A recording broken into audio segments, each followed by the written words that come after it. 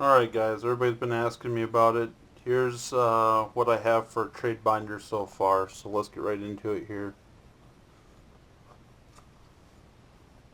Basically, don't ask about those in the back, they're not for sale or trade, but everything else in this binder pretty much is. So, we'll just kind of go through it here.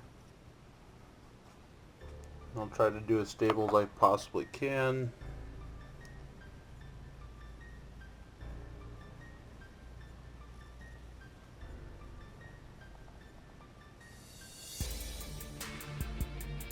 Normally how I do trades is I do it by dollar amounts off of a discussed website, and I go by near mint value. I only trade for cards that are near mint, absolutely no creasing. I just, not my style. I'm collecting for sets.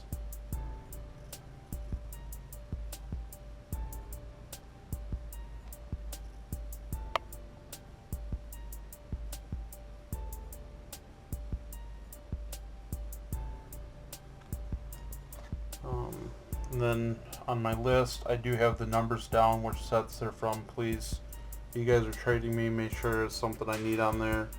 Double check the numbers. If I have a regular card listed or a hollow card, I only am going for the regular cards, not the reverse cards. Reverses or bonuses for me, but my sets are going to be based on the regular cards.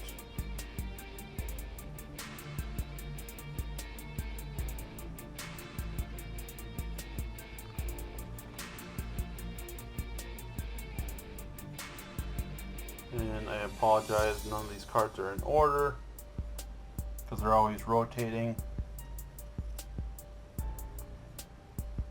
I try to do promos in the front, so most of the cards that you see in the beginning are promos, and then you're just getting into the regular EXs, and then we'll eventually get to break cards and full art cards.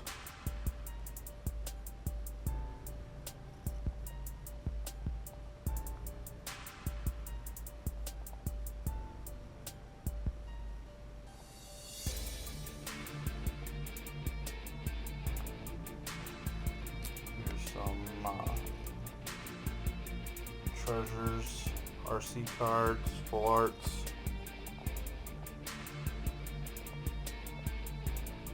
You can see we've got quite a few. Have a pretty big collection of Mews.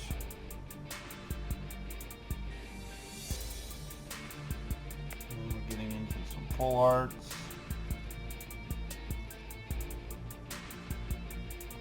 And once again, you guys are going to have to check with me because, like I said, I'm always trading.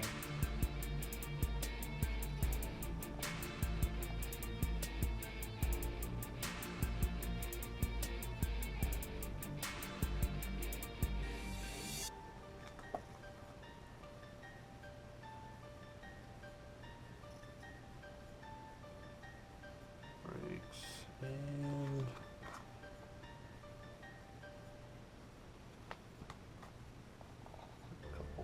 full arts in there. And I did kinda lie to you. There's a page in the back that I really don't want to trade, but if it was the right conditions, I consider it. All but the Ultra Ball Secret Rare. Or use some Selbies. And here's the last page.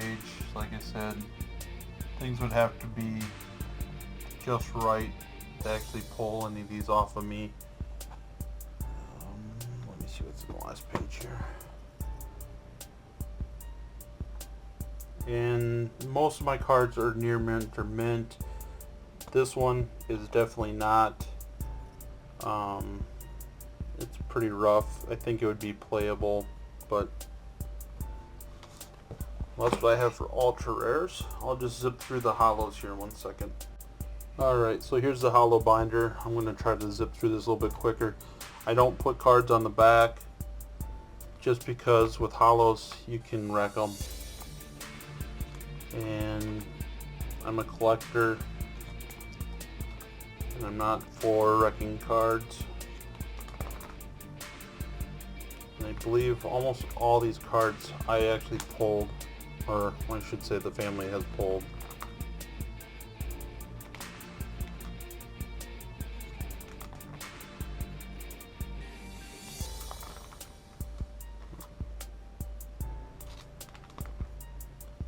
And with these, all I do is I just put them in by colors.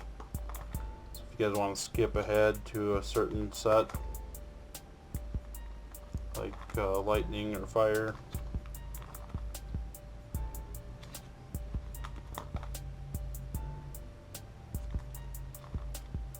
there's some older cards mixed in.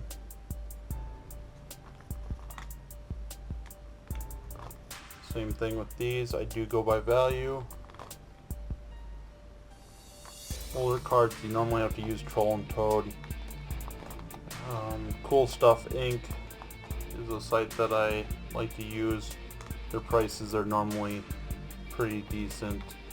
If you do use a site where they have multiple prices, I do normally go by the median because that's normally where the near mint stuff is.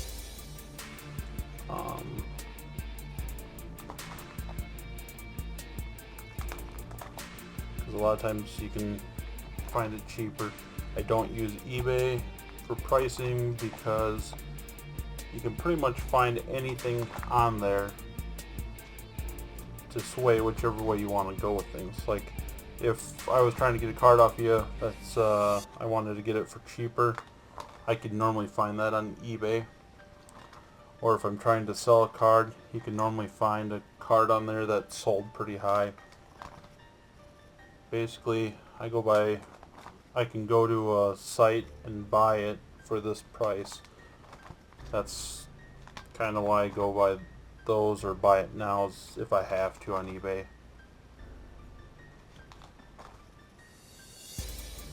The market's always changing.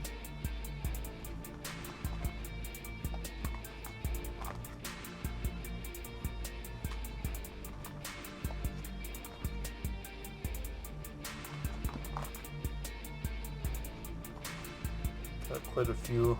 I have a lot of generation cards. Oh, there's some promos in the back here.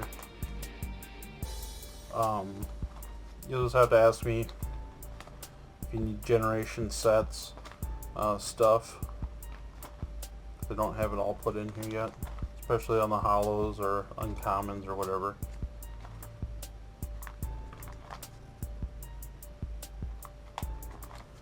Well, that's what I have for right now, guys. Thanks.